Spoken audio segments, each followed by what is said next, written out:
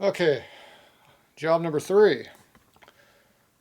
And we're not going to do 4 tonight. Alright, number 3 is 45 rods. So I should have everything in here to do the job, I hope. So there's my honing mandrel. There's my rods.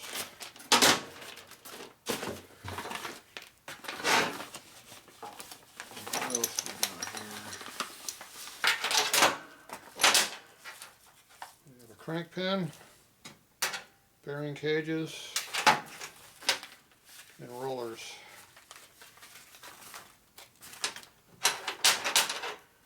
And we got our 3 stones and our truing sleeve, or stick. Okay, so I purposely put everything together so I wouldn't lose the parts when I got here to do the job. I just had to find the bag that they were in. Finally found that. Okay, so the problem we have right now is none of this stuff works on the present equipment. So we need this stuff here. So I already did the bushings. I roughed in the races here when the machine broke, and I trued the rods up. So this machine's broken. This one over here is not broken. And this appears to be a workbench. It might appear to be a bandsaw, but it's actually a workbench. There you go, see? Now we have limited space because I got this in my arm over here. So this is a wet honing machine from Sunnin, circa early 50s. The serial number might tell you what it is. So this is the one I used when I was a kid. It still has all the oil in it, and it's still plugged in as far as I know. There you go, it still works. Still has a belt back there and everything. There's a squirter. There you go.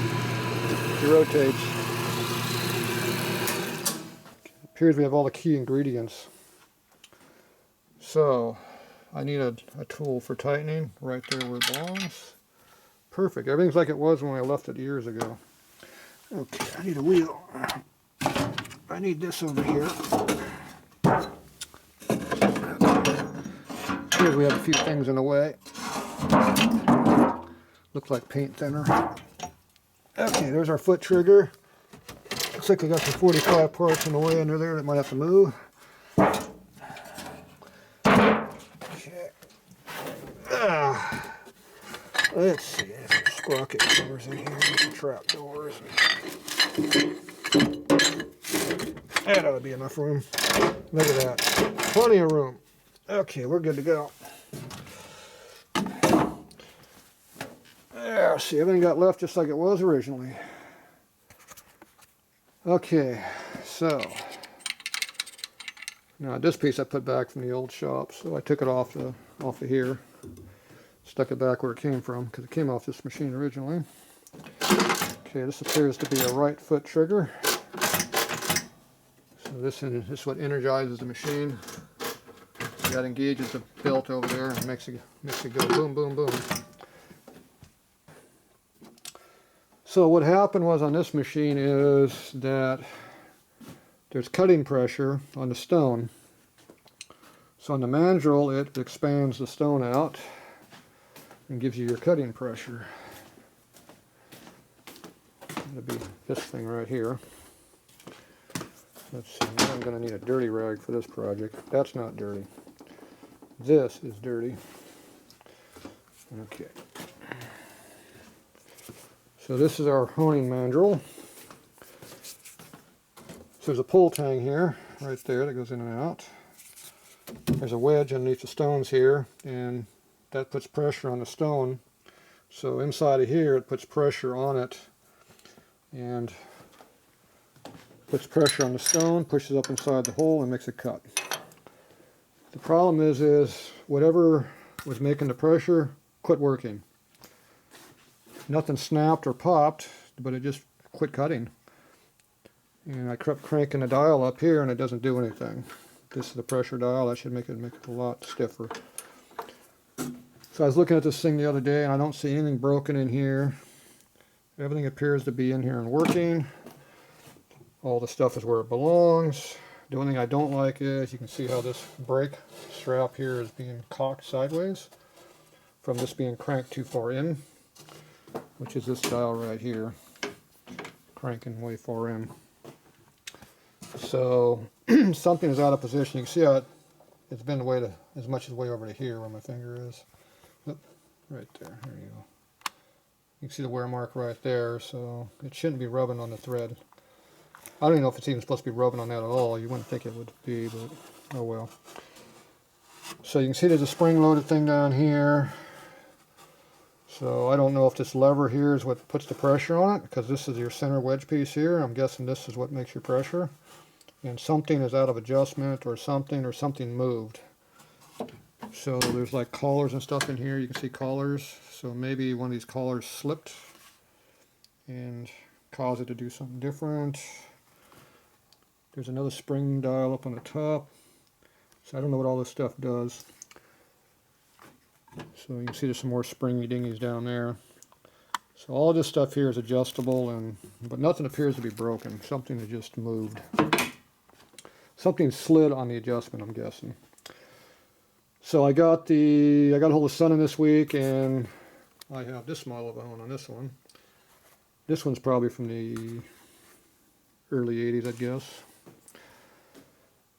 So anyway, I got the service manual for it and the parts manual for it. So I'm going to go through that and figure out what the problem is. Get it back working again. So this is its big brother to this one. So this is your early 50s, this is your 80s. Basically, this part right here is the same as that one there. The design did not change. It still works the same way. It's just a bigger machine. And this just has more horsepower up here. And this one here is an industrial, so it has lots of speeds in here. The automotive one had less speeds. So this one's made to do more different sizes. This one here, it's only got one speed. And it looks like it has two speeds. It's got this one that we always use and this one we never use. That's a 2 speed. So. So anyway, like I said, this is the one I've used for a lot of years. This is the one I built my military bike on and all my racing bike stuff. This is the machine I was using in the 90s. So this one I picked up in the, I forget when I picked this thing up. Probably early 2000s. So anyway, we're going to go back to the old one that works. As usual, old stuff still works.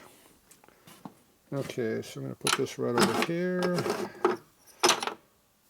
Okay, so I need to set the diameter on this so I know where I'm at. I know I had to hone about another 3 or 4 thou out of that.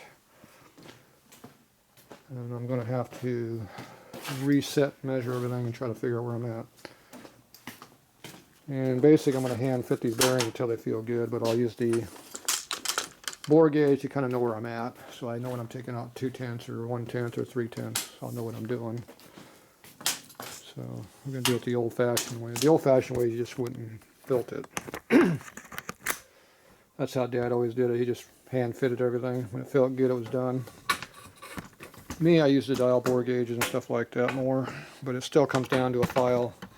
It comes down to a fitment. If it doesn't feel right, it ain't no good. I don't care what the numbers say. It has to feel good. Okay, so that's going to be there. I don't have my tank to cool the rods in, so I'm going to have to use the oil to cool it, so it takes a little longer.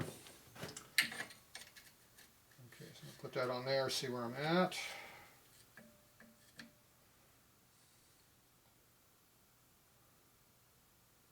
I didn't move the dial any, so it might go back to where I was at before, but it doesn't appear to be going back because it's on 7. I think it was up around 4 before. So I think things have moved a little bit. It's only been a couple months. So it's consistently at 7.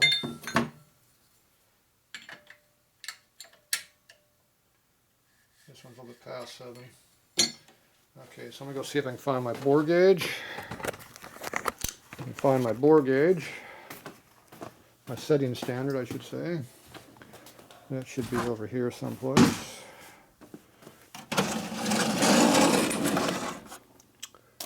There's one that's missing, and that's the one I need. All right, 5/16. So the one I need is the one that's not here. Great. Why did it not get put back in the drawer? I would never know. So it's missing. There used to be one here.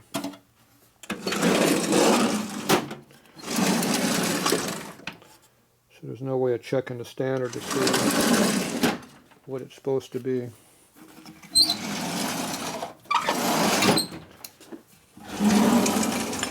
So it didn't wind up in any of my drawers over there.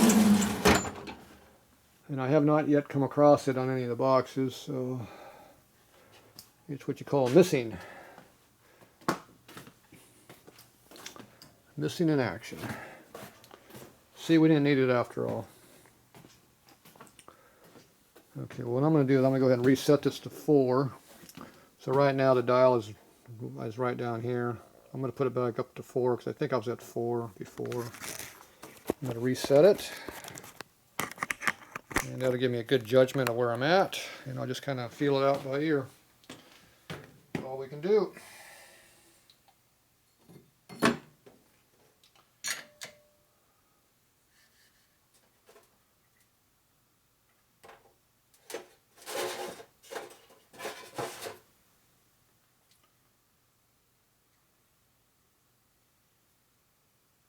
Big change.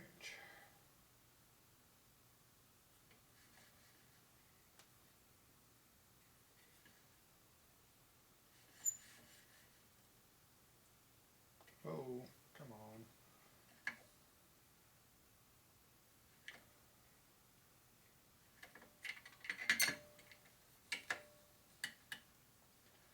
Close.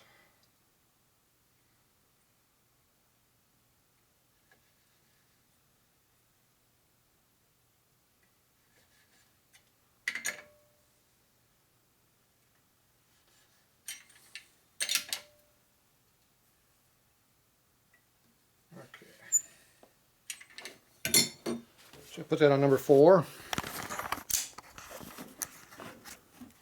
So right there you see just a little over 4. Drops down to 4 when you wiggle it a little bit. It's within 1/10 of being around. One line is 1/10 of a thou. And the light might actually be hurting us here a little bit. Turn it the other direction, see if that helps.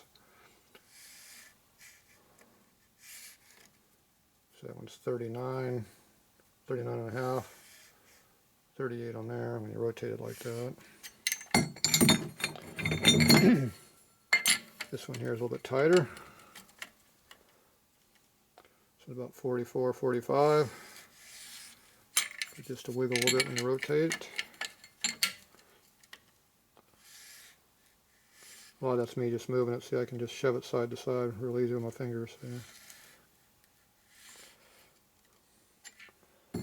Okay. So that's 1/10 of a thou each graduation there. So when I get down to 1 over here, I better stop and start hand fitting the rods and see what I'm going to be at. So once I can get the rods to slide over the crank pin bearings, I know I've got about 2/10 clearance minimum if it goes on tight. And I can just give another half a thou and kind of feel it out and just go like that. Well, a pretty good idea where I'm at. Either way, I want to make sure it's got clearance on it. Okay, so this goes out.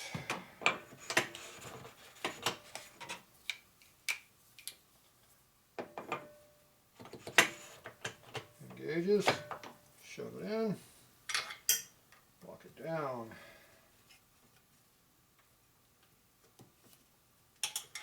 Okay, so you have a holding rod over here.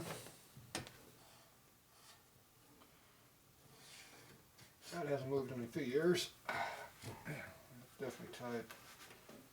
So Dad's into chrome. Being 60s, everything got chromed. See, this is all chrome plated. He chrome plated all this stuff. Everything's been chrome plated. Even chrome plated his cover. He chrome plated the light. He chrome plated his splash guard, the mounting bracket. He's into chrome. I'm surprised he didn't chrome stuff on the bandsaw, because that's the only thing he had that wasn't chromed. So he must have bought this in the 70s, otherwise it'd been chromed. But I thought he bought a lot older because he got that sticker on it. But somehow it missed the chrome valve. Everything else he has around here, machinery, it's chromed. And it's all triple plated from Lemon Grove plating back in the day. Still good after 40 years. See, it's done right, it lives. Actually, it's more than 40 years. Probably 50 years. Okay, so we're going to do some honing, see what we get. Harder to turn. Okay, we got a CR, which one? That is a 95. That's the other one. Okay, push the handle down, rotate the dial until it engages.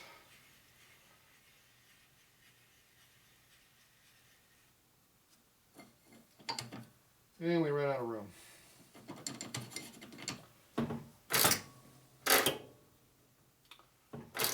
So that stone is not working.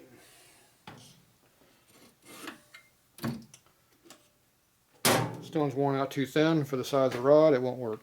So on that machine it worked, on this machine I don't have enough travel. So it doesn't work. So this one's not going to work today. So now we're going to see what we got.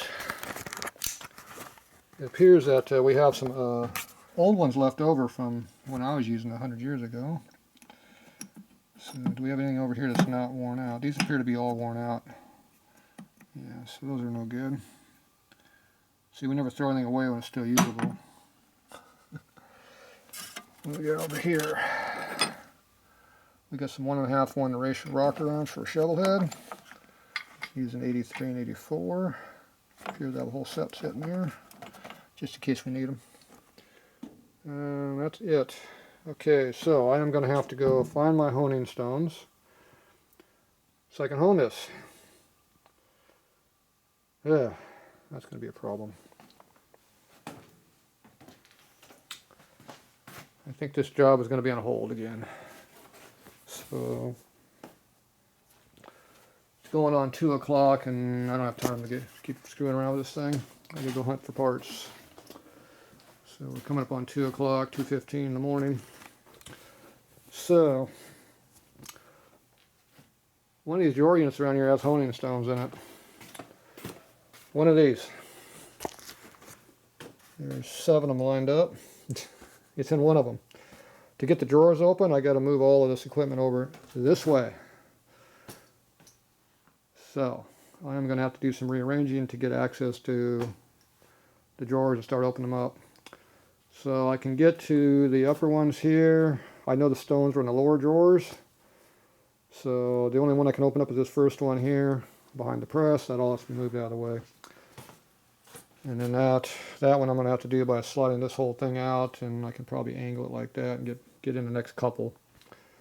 I'll have to do that, not today, it'll have to be tomorrow. Or Saturday, it'll be Saturday.